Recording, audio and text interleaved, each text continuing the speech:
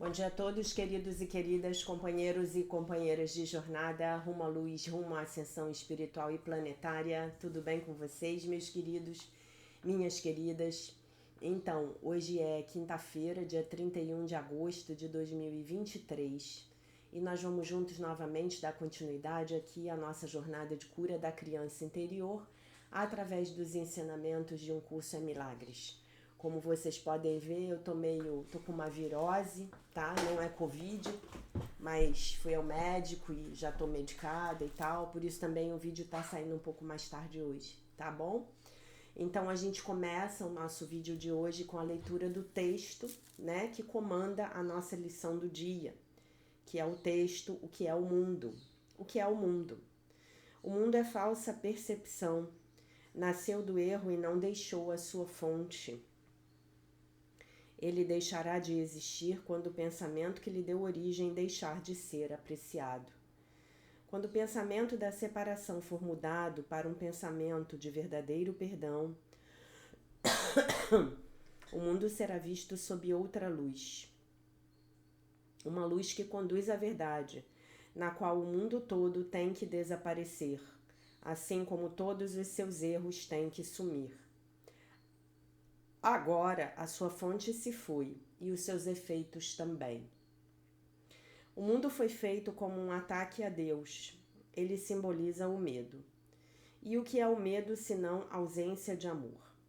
Assim, o mundo foi feito para ser um lugar em que Deus não pudesse entrar e no qual o seu filho pudesse estar à parte dele.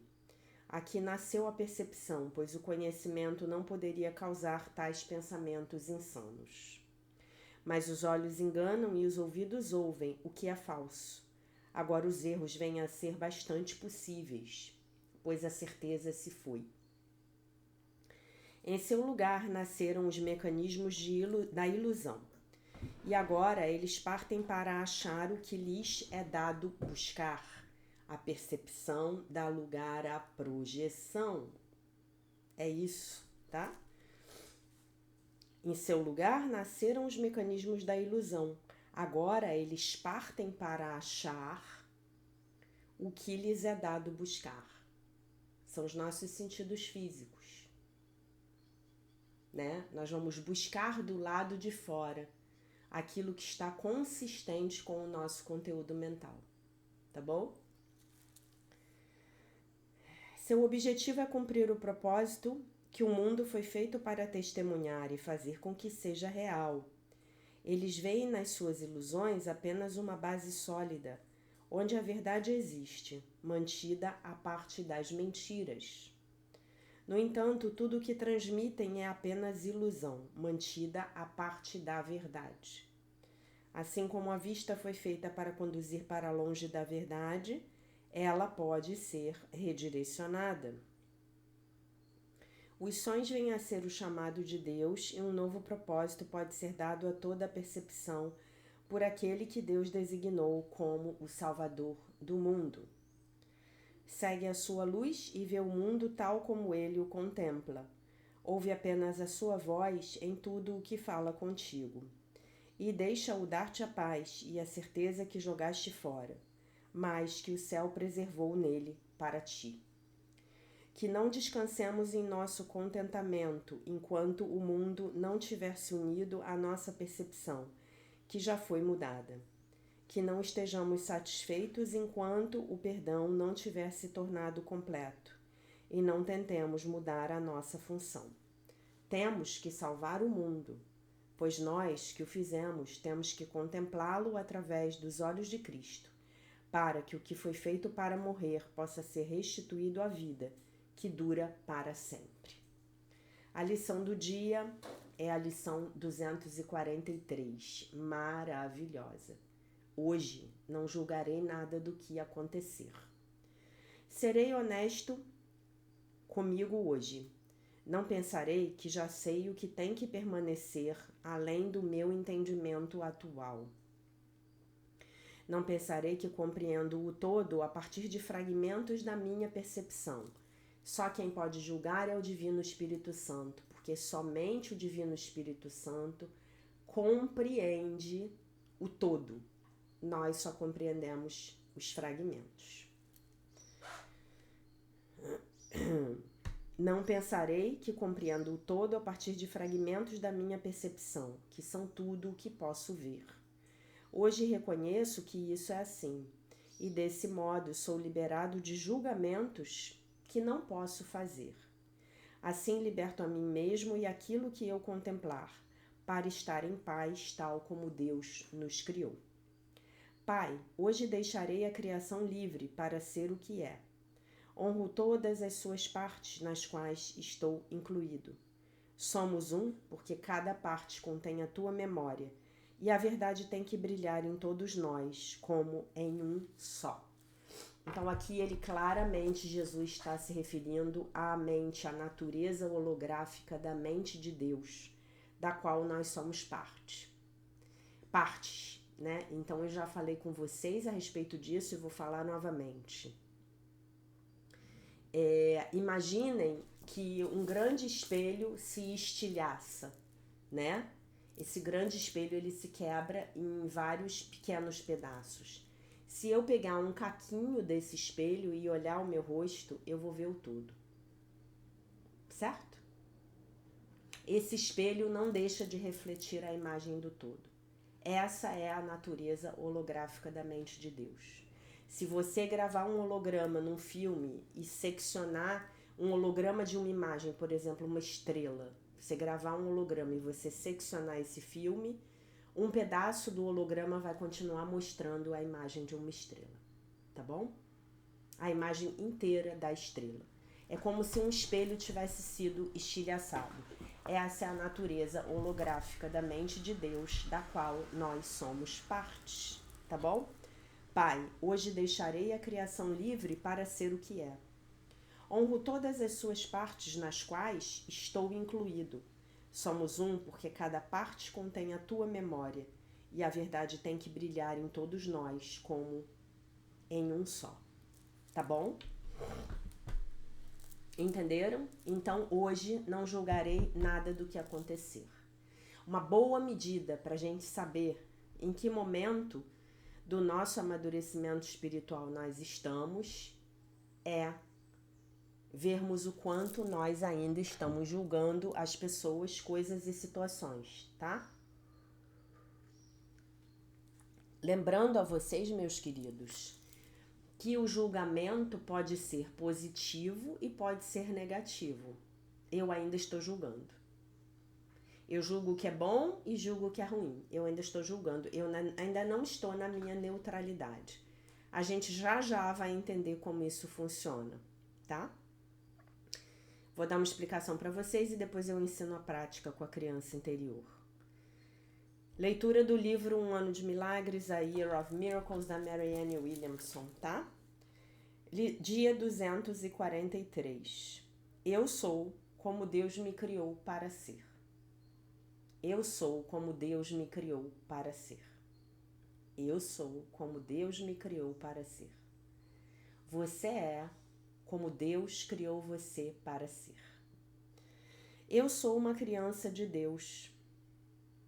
Eu fui criado num flash de criatividade, um pensamento primal, quando Deus se estendeu a si mesmo em amor. Tudo que Deus toca está infundido com a sua maravilha, e Ele me tocou, né? O meu eu perfeito não é algo que precise ser criado, mas Deus já o criou. Porque Deus já o criou. Desculpe. O meu eu perfeito não é algo que precise ser criado, porque Deus já o criou. O meu eu perfeito é o amor dentro de mim. Eu permito ao seu espírito remover os pensamentos de medo que rodeiam o meu ser perfeito, para que eu possa estender a todos do mundo a luz que ele colocou em mim. Lembrando que essa luz que Deus colocou em mim, que Deus colocou em você, Deus colocou em todos nós, né? Então nós podemos, eventualmente, nós podemos eventualmente nos esquecer de quem nós somos. Nós estamos aqui nesse holograma, nesse metaverso, né? Brincando de mocinho e bandido, né? Brincando de termos um ego, corpo, personalidade que definitivamente é mortal.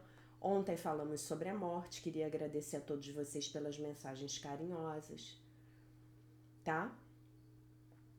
Mas efetivamente, esse ego, corpo, personalidade não é o que nós somos, né? Nós somos o ser eterno, o Filho de Deus perfeito, inteiro, completo, maravilhoso e, não menos importante, isento de pecado. Mas o que é muito importante que nós nos lembremos também todos os dias é que os outros também são. Os outros também foram tocados por Deus. Os outros também são os filhos de Deus, perfeitos, inteiros, completos, maravilhosos e isentos de pecado. Mesmo quando não manifestam isso com tanta frequência, assim como nós também temos, às vezes, muitas dificuldades em manifestar isso com frequência, tá bom? A oração, né? Então, só para finalizar aqui, ela diz assim: eu permito que o seu espírito remova os pensamentos de medo que rodeiam o meu ser perfeito, de forma que eu possa estender a todos no mundo a luz que ele colocou em mim, lembrando que ele colocou em todos os outros também. A nossa medida de felicidade no mundo é a medida na qual nós permitimos que essa luz que Deus colocou em nós brilhe. Lembro a vocês todos que nós somos a luz do mundo. Temos uma lição sobre isso. A oração. Que cada pensamento que eu pense, cada sentimento que eu sinta, seja uma extensão do amor de Deus. Que o medo e a ilusão se afastem, né? À medida em que eu abraço o conhecimento de quem eu realmente sou. Eu sou aquele que Deus me criou para ser, e nada mais é real, tá? Eu sou aquele que Deus me criou para ser, e nada além disso é real, tá bom? Então, nós temos essa belíssima lição que nós podemos praticar todos os dias com a nossa criança interior, com as nossas crianças interiores, sem as nossas crianças interiores, tá? Hoje eu não julgarei nada do que acontecer. Então, primeiramente, eu quero dizer para vocês que o estado de não julgamento é o estado natural da criança, né? Nós nascemos assim, nesse estado de não julgamento, nesse estado de fluxo com a vida. Simplesmente eu estou fluindo com a minha vida, à medida em que a vida caminha. Ah, então agora aconteceu um evento desafiador, eu vou resolver. Ah, agora aconteceu um evento prazeroso, eu vou me deliciar, né? Era muito aquilo que a minha professora falava nas minhas aulas, né? A vida é composta de 2 As. Se tá bom, aproveita. Se tá ruim, aprende. Ou você tá aproveitando, ou você está aprendendo, né? E a gente pode também, nós podemos também aprender a aproveitarmos o aprendizado. Concordam? O aprendizado pode se tornar algo muito bom, muito delicioso, muito prazeroso, né? E aí aqueles momentos que vão ser realmente desafiadores não vão se estender em sofrimento. Vão ser momentos eventualmente de dor, mas não vão se estender em sofrimento, né? Então eu fiquei pensando muito nessa lição de hoje, né? Sobre o que aconteceu com as pessoas, né? Do meu convívio ontem, né? Então essas pessoas faleceram, na verdade foi anteontem. E aí? E aí que isso é um fato. Os julgamentos, eles vêm após o fato. 2 pessoas do meu convívio, 2 pessoas a quem eu realmente apreciava muito, faleceram, né? Inclusive a Ana Clarice comentou que eu tinha falado do professor de educação física, que tinha a questão com a mãe, que não sabia onde a mãe estava, né? Não é outro professor, é outro, não é o mesmo, tá, Ana? Não é o mesmo, não. Foi outro. É que lá, como eu sou aluna da academia desde 2012, tem muito tempo, né, tem mais de 10 anos, nós conhecemos todos os professores e nós nos apegamos a eles, né? Então são os professores de quem a gente realmente gosta, né? Mas esse era outro, não é aquele que aconteceu a situação no Dia das Mães, não, tá? Muito bem. Para ilustrar o que eu tô querendo dizer com essa lição, nesse vídeo de hoje eu vou ler um texto, A Parábola do Velho e do Cavalo, tá? E essa parábola, ela é muito boa. Eu li ela pela primeira vez há muitos anos atrás, talvez há umas 2 ou 3 décadas, num Almanaque do Pensamento, Almanaque da editora Pensamento, tá? E eu comentei sobre essa parábola no ano passado com vocês, mas eu não estava com a parábola, então eu contei ela de um jeito meio torto, tá? Então eu vou ler ela bacana hoje. A Parábola do Velho e do Cavalo. Se alguns de vocês conhecerem, por favor, acelerem o vídeo. Havia numa aldeia um velho muito pobre, mas até os reis o invejavam, pois ele tinha um lindo cavalo branco. Os reis ofereciam quantias fabulosas pelo cavalo, mas o homem dizia: este cavalo não é um cavalo para mim. Este cavalo, ele é como se fosse uma pessoa. Como se pode vender uma pessoa, um amigo? O homem era pobre, mas jamais ele vendeu o cavalo. Numa manhã descobriu que o cavalo não estava na cocheira. A aldeia inteira se reuniu e as pessoas disseram: seu velho insensato, sabíamos que um dia o seu cavalo seria roubado. Teria sido melhor vendê-lo. Que desgraça! O velho então disse: não cheguem a tanto. Simplesmente digam que o cavalo não está na cocheira. E este é o fato, o resto é julgamento. Se isso é uma desgraça ou uma bênção, eu não sei, porque quem pode saber o que vai se seguir? As pessoas riram do velho, elas sempre souberam que ele era um pouco louco. Mas 15 dias depois, numa noite, o cavalo voltou. E ele não tinha sido roubado, ele tinha fugido para a floresta. E não apenas isso, mas ele trouxera uma dúzia de cavalos selvagens consigo. Novamente as pessoas se reuniram e disseram: velho, você estava certo, não se tratava de uma desgraça. E, na verdade, a situação provou ser uma bênção. O velho então disse: vocês estão se adiantando mais uma vez. Apenas digam que o cavalo está de volta. Quem sabe se isso é uma bênção ou não? Este é apenas um fragmento. Se você lê apenas uma frase de uma página, como você pode julgar todo o livro? Desta vez as pessoas não podiam dizer muito, mas interiormente sabiam que ele estava errado. Afinal, agora ele tinha 13 lindos cavalos. O único filho do velho começou a treinar os cavalos selvagens. Uma semana mais tarde, caiu de um dos cavalos e fraturou as pernas. As pessoas mais uma vez julgaram e disseram: você tinha razão novamente, foi uma desgraça. Seu único filho perdeu o uso das pernas e, na sua velhice, ele era o seu único amparo. Agora você está mais pobre do que nunca. Que gente positiva dessa aldeia, né, gente? Que gente positiva. O velho então respondeu: vocês estão obcecados por julgamentos. Não se adiantem tanto. Digam apenas que o meu filho fraturou as pernas. Ninguém sabe se isso é uma desgraça ou uma bênção. A vida vem em fragmentos, uma coisa de cada vez, um dia atrás do outro. Mais do que isso nunca é dado. Aconteceu que depois de algumas semanas o país entrou em guerra e todos os jovens da aldeia foram forçados a se alistar.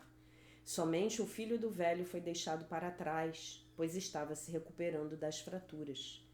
A cidade inteira estava chorando, lamentando-se porque aquela era uma luta perdida, e sabiam que a maior parte dos jovens jamais voltaria. E todos os moradores vieram até o velho e disseram: você tinha razão, velho.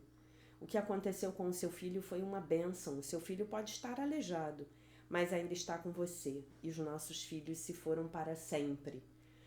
E o velho retrucou: vocês continuam julgando, ninguém sabe. Digam apenas que os seus filhos foram forçados a entrar para o exército e que o meu filho não foi. Somente Deus sabe se isso é uma bênção ou uma desgraça. Moral da história: não devemos viver fazendo julgamentos. Nem sempre o que achamos que parece ser realmente é. Precisamos aprender a não julgar precipitadamente. É preciso viver cada dia e um dia de cada vez. A jornada nunca chega ao fim, nem quando a gente morre, né? Um caminho termina e o outro começa, uma porta se fecha, uma outra se abre. O amanhã sempre será um novo dia. Lembremos-nos desta história na próxima vez que formos tirar alguma conclusão apressada sobre um assunto ou sobre uma pessoa. Eu gosto muito dessa história. Essa história ela é perfeita para a gente parar de julgar, né? Para a gente entender que podemos parar de julgar porque os julgamentos não necessariamente vão nos levar onde a gente quer ir, né? Então a sua tarefa hoje, na sua jornada de cura da sua criança interior, é identificar um momento lá da sua infância,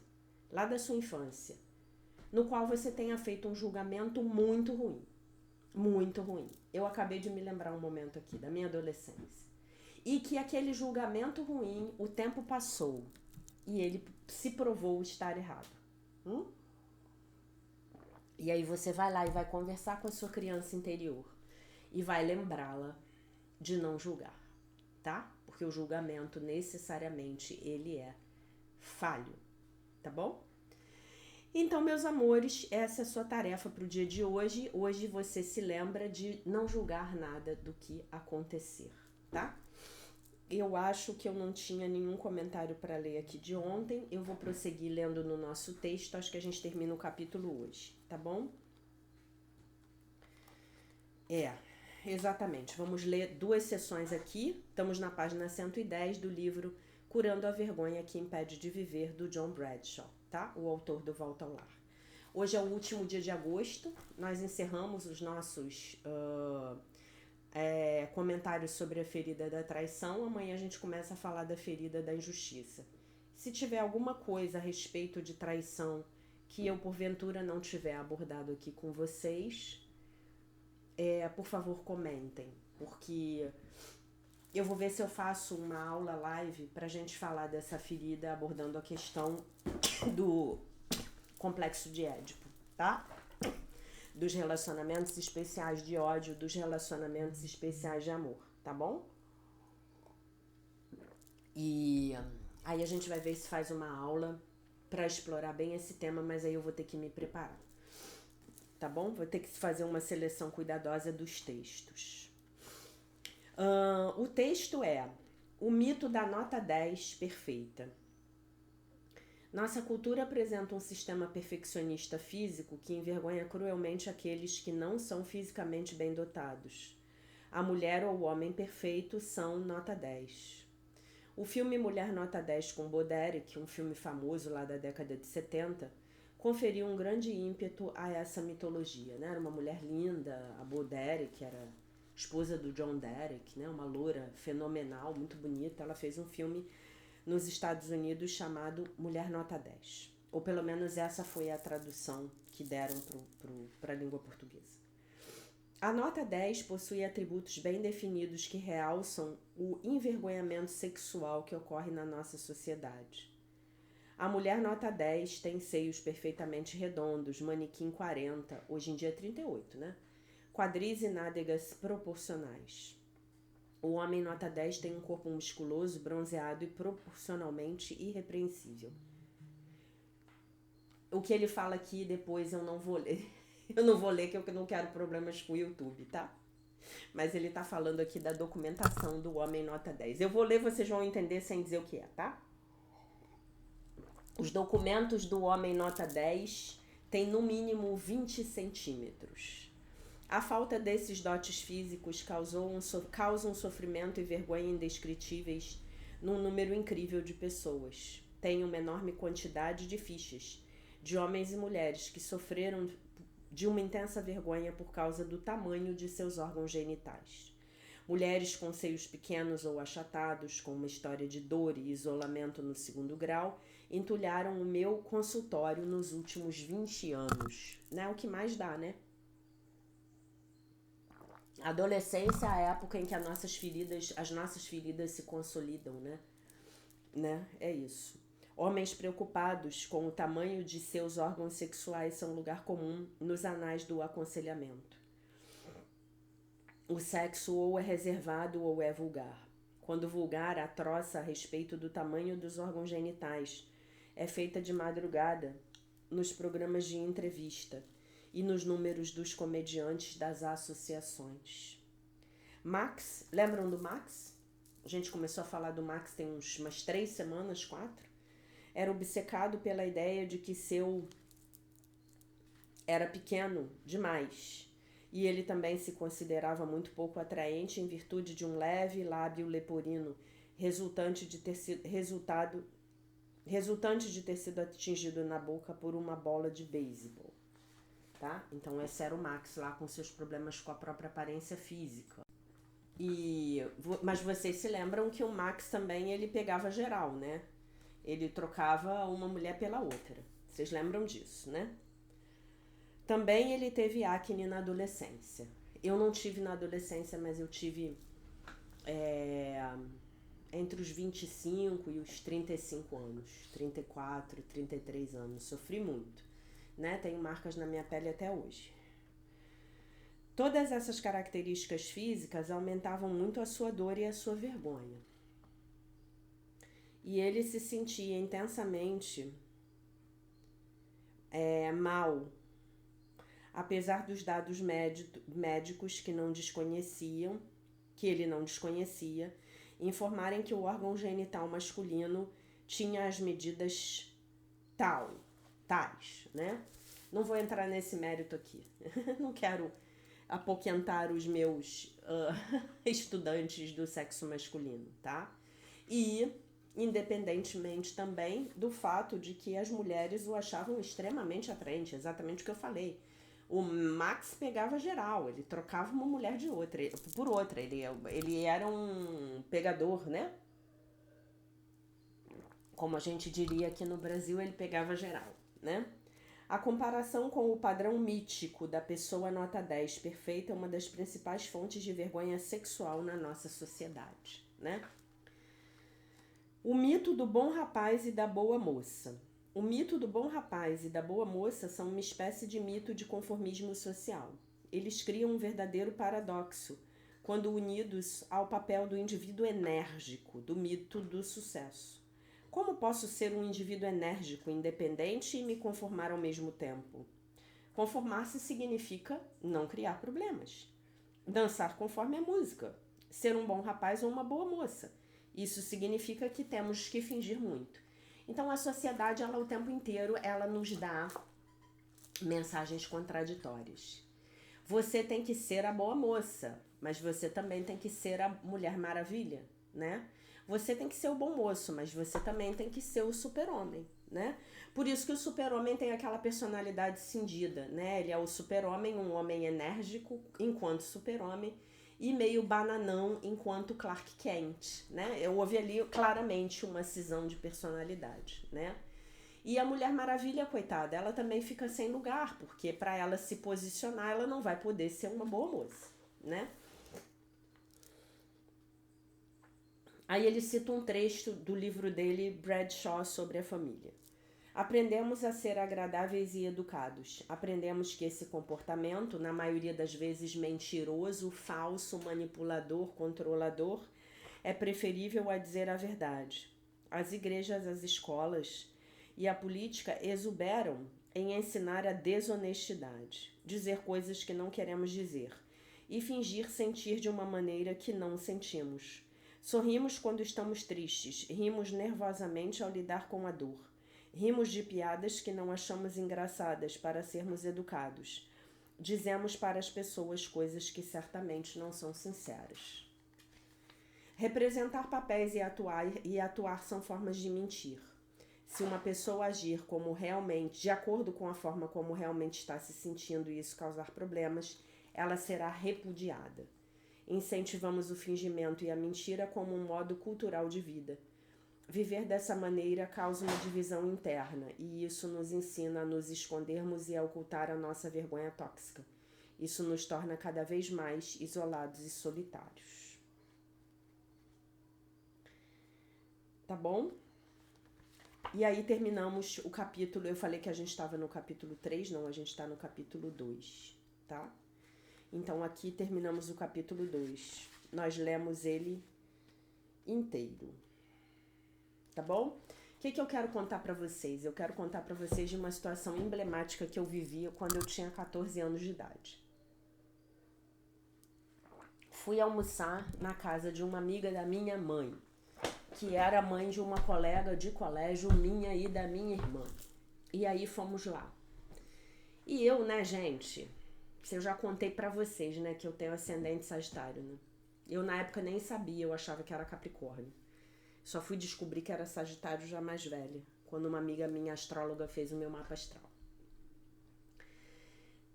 Inclusive hoje eu já tenho o meu mapa corrigido, né? Que é importante a gente fazer a correção horária dos nossos mapas, porque normalmente, inclusive a gente assim que é mais velho, não tinha, né? Não se tinha essa prática assim tão grande de você anotar direitinho o momento que o bebê nascia. Aí a gente chegou lá e a mulher muito simpática serviu uma maionese, entre outras comidinhas, né? E aí eu, muito educadamente, mas muito sinceramente, quando ela foi colocar no meu prato, eu falei assim, não, muito obrigada, eu não gosto de maionese. Pra quê, gente? Pra quê? Aquilo ali me custou algumas semanas de arreliação por parte da minha mãe. Ela falou pra mim que aquilo tinha sido um absurdo, que eu não podia ir comer na casa das pessoas e dizer que eu não gostava do que elas serviam, né?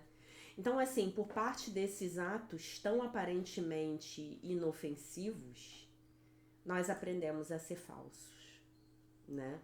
Ou aprendemos a sobrecompensar a falsidade e a querer ser verdadeiros o tempo inteiro, até no momento em que você simplesmente pode se calar, né? Eu não tinha muita opção ali, porque se eu não tivesse falado nada, ela teria colocado no meu prato, né?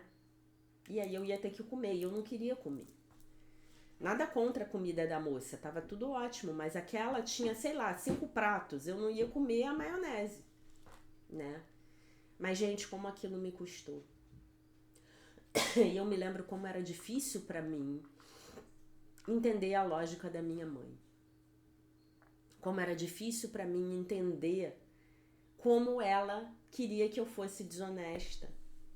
Como ela queria que eu mentisse. Porque essa situação, ela ocorreu diversas vezes ao longo da minha infância e adolescência, né? Ocorreu diversas vezes, né? E aí depois você abre o livro e vê que, na verdade, você sempre teve razão, né?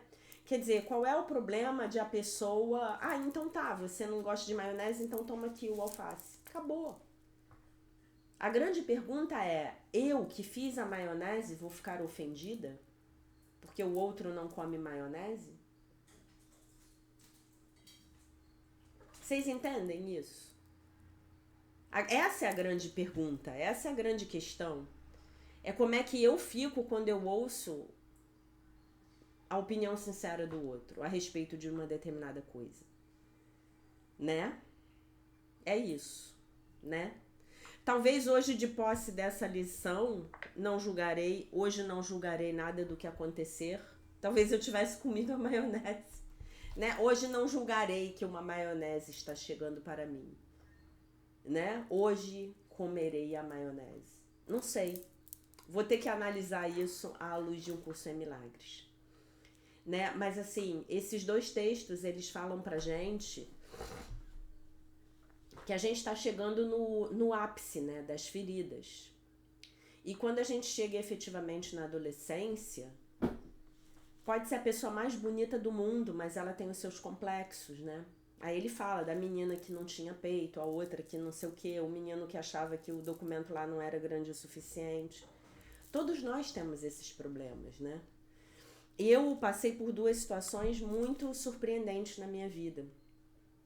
Há um tempo atrás, eu tinha um namorado que ele era meio que uma unanimidade. Ele era muito bonito, mas muito. Sabe aquele homem que até os outros homens elogiam? Nossa, mas aí o homem fala aquela frase, né? Que homem pintoso. Então, assim, muito bonito. Muito bonito. E ele um dia, ele falou pra mim que ele tinha um profundo complexo das orelhas dele. Que ele tinha um pouquinho de orelha de abano, sabe? Aquela orelhinha meio assim. E eu confesso a vocês que eu nunca tinha notado. Eu, naquele dia que ele falou, já conhecia ele há muito tempo. A gente foi muito amigo, fomos amigos antes de termos um relacionamento durante muito tempo. E naquele momento ali foi hilário, sabe? Foi tipo, eu tomei consciência de que ele tinha realmente orelhas de abano. E ele tinha orelhas de abano, mas eu não via, né? E ele tinha complexo por aquilo. E o mesmo aconteceu com uma amiga minha, que é minha amiga até hoje, que eu adoro ela, que tem um filho. Ela já é bem mais velha do que eu. O filho dela tem mais ou menos a mesma idade que eu. O filho dela era lindo, lindo, lindo, lindo, lindo, lindo. Lindo. E aí um dia ela veio me falar que ele ia fazer uma cirurgia. E aí eu falei pra ela assim, mas amiga, que cirurgia que ele vai fazer? Ah, não se preocupa não, é estética. Aí eu falei, estética? Aí ela falou, sim, ele tem orelhas de abano e ele sempre foi complexado. Aí eu falei assim, hã?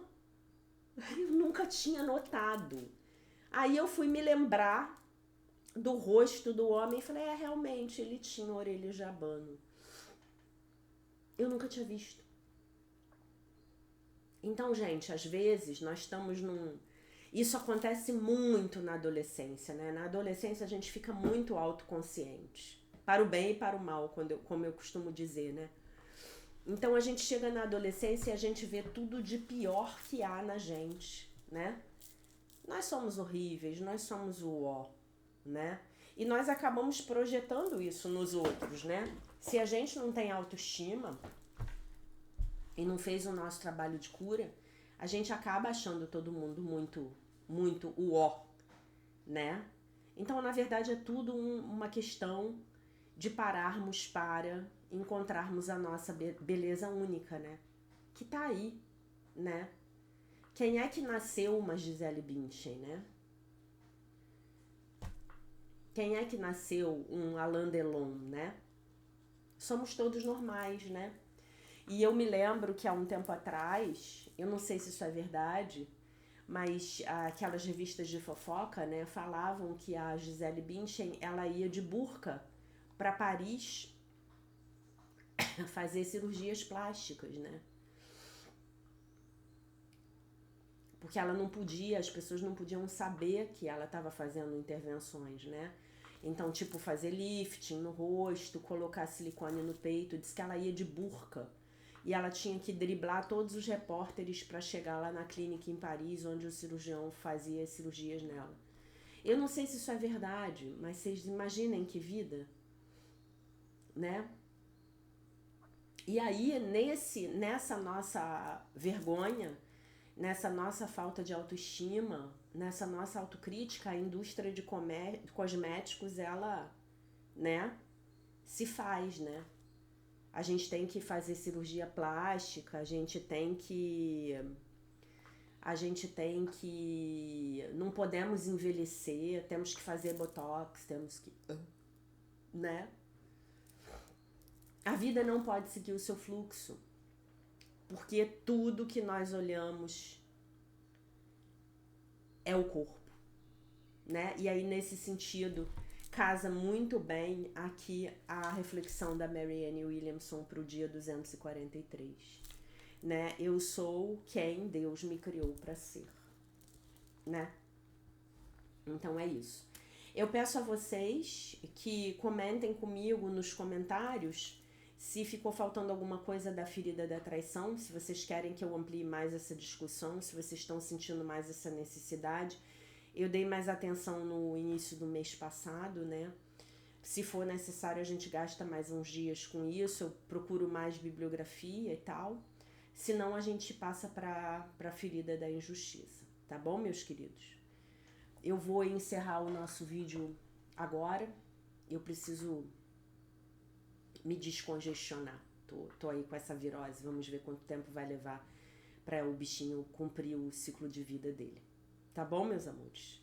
Então, lembrem-se, hoje nós não podemos julgar nada do que acontecer.